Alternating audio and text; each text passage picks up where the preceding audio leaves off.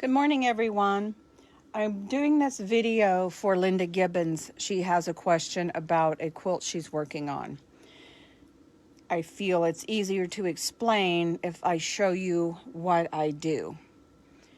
So she is, or if anyone has an issue where you have more room at the top from your leader to the top of your quilt, you want to keep that straight. However, you have to do that. So when I lay it up here, I usually lay it about that far from the edge of my leader. From there, you want to look at the seam line on your border. Is that straight? You want to look at your seam lines vertically. Are those straight? If they aren't, you need to keep them straight if at all possible. So Linda, to answer your question, you had more room on one area of the top of your quilt, meaning from, let's say this is the top of the leader, just for grins here.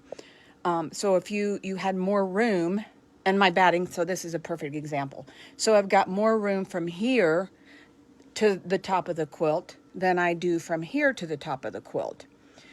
And assuming you have this seam straight, which is what you want a nice straight line.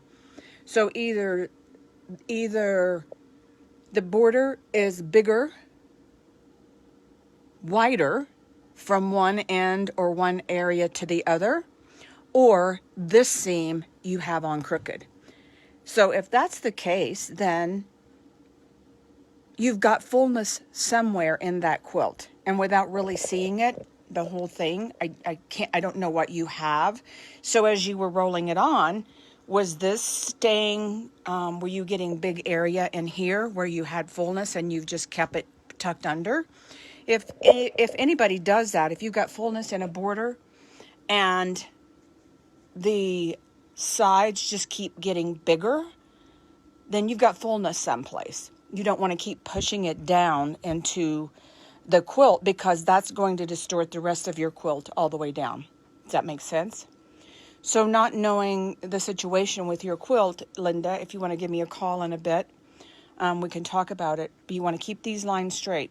Now, however, if you did have fullness, if this was growing bigger as you were rolling, leave that fullness where it is. Meaning, if you've got a bunch of fullness, and on this quilt I don't, but if I had a couple of inches all of a sudden, I don't want to keep pushing it down because, again, it's going to distort the rest of the quilt.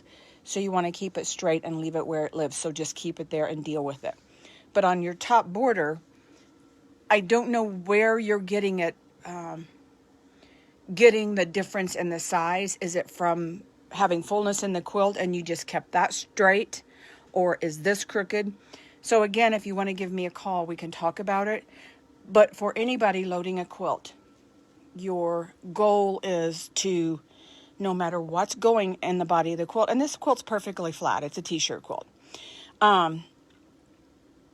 You want to keep, visually, you want to keep your vertical or horizontal seams straight. Now, if this were piecing and there is another seam down here, I want to keep those straight, and I want to keep my vertical sashings and borders straight.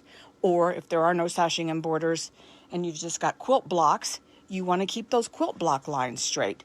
If you don't, the first thing you're going to look at when you look at a quilt that you tried to keep this straight, making this crooked, if these border lines aren't straight, the first thing you're going to look at when you see that quilt is you're going to see crooked border lines and crooked sashings. You're better off, if you have fullness, to keep the fullness where it lives. Now, in your case, Linda, without really talking to you, I don't know what the situation is, but I just wanted to show you how I do this. I start in the middle, and I posted it on Mary Beth's post where Linda posted. I start in the middle. I get my the top of my quilt where I want it. Then I go around. I'm on my Freddy, so I have to go to the back and turn on my channel lock. And then I keep this straight going across. If I have to move it up and down, I move it up and down. But when I say I move it up and down, I move it up and down only if I can keep this straight. If I can't keep this straight, then I'm going to push that border up and it will be crooked up here. Does that make sense? Because this line, somewhere in her border, it's crooked. And I'm not saying hers is, but if that's the case. So I don't want to push anything down here or pull anything up that's going to take this block and have it crooked. So I stitch down to one end, I come back to the center, and I stitch down to the other end, and I call it maneuvering your quilt or managing your quilt as you go, if you have to tuck it up or tug it up or pull it down to keep that seam line straight. So that is your goal. Linda, I hope that answered your question a little bit, or anybody else that might have that question. If it didn't, give me a call and I can walk you through it a little bit more. But without really knowing where that difference in size was coming from, I don't really know what to tell you to do. But again, happy quilters out there, you want to keep those border lines and block lines straight, regardless of what else is going on in that quilt. Doesn't matter. If you've got 3 inches of fabric here, leave that 3 inches there and deal with it. Because again, when you look at the quilt overall, they'll notice crooked borders and crooked seams before they notice that extra fullness in the blocks. Have a great Wednesday. Also, if you have not joined, asked to join my new group, The Business of Quilting, A Quilter's Choice, APQS West, send a request. I'm going to be teaching a lot of this kind of stuff on there and teaching about business.